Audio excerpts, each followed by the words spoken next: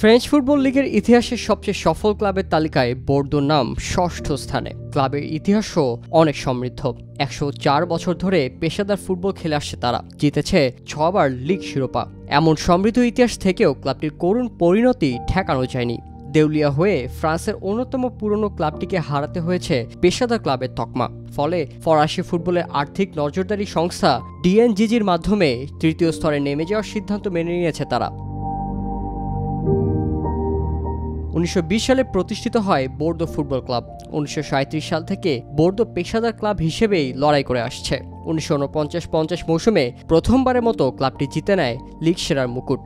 পরবর্তীতে আরও ৫ বার লিগ শিরোপা ঘরে তোলে তারা, যার সর্বশেষটি বোর্দো জিতেছিল ২০০৮-৯ মৌসুমে। লিগ শিরোপা ছাড়াও ক্লাবটির ঝুলিতে আছে ৪টি ফ্রেঞ্চ কাপের শিরোপা। ক্লাবটি সবশেষ এই শিরোপা ঘরে তোলে ২০১২-১৩ মৌসুমে।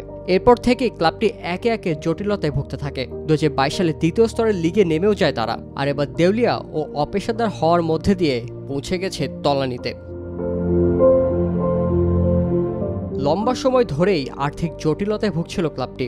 লিগা থেকে বেশ আগেই ছিটকে গেছে বোর্দো। দ্বিতীয় স্তরে বেশ কয়েকটি মৌসুম খেললেও এবার নেমে গেছে তৃতীয় স্তরে। এমন অবস্থায় তাদের আবারও পুরনো রূপে ফেরাতে এগিয়ে এসেছিল লিভারপুলের মালিকপক্ষ ফেনওয়ে স্পোর্টস গ্রুপ। তবে নানা জটিলতায় ফেনওয়ে গ্রুপ কিনতে পারেনি বোর্দোকে। শেষ পর্যন্ত দেউলিয়া হয়ে তারা হারিয়েছে পেশাদার ক্লাবের তকমা, যার ফলে ক্লাবের চুক্তিবদ্ধ ফুটবলারদেরকেও ছেড়ে দিতে হচ্ছে ক্লাবটির। একই সাথে তাদের বিখ্যাত একাডেমি, যেখানে জিনেদিন জিদান, ভিক্সেন্তে লিজারাজু, জুলস কুন্ডে, অরেলিয়ান শুয়ামিনির মতো ফুটবলাররা গড়ে উঠেছেন, সেটিও বন্ধ হয়ে যাওয়ার দ্বারপ্রান্তে। মূলত দেউলিয়া হতে বাঁচতে বোর্দোর প্রয়োজন ছিল ৪ কোটি ইউরো। এই অর্থের জন্য তারা লিভারপুলের মালিক ফেনওয়ে স্পোর্টস গ্রুপ ও মার্কিন বিনিয়োগকারীদের সঙ্গে দেন দরবারও করেছে, কিন্তু কোনো জায়গা থেকেই সুখবর পায়নি তারা।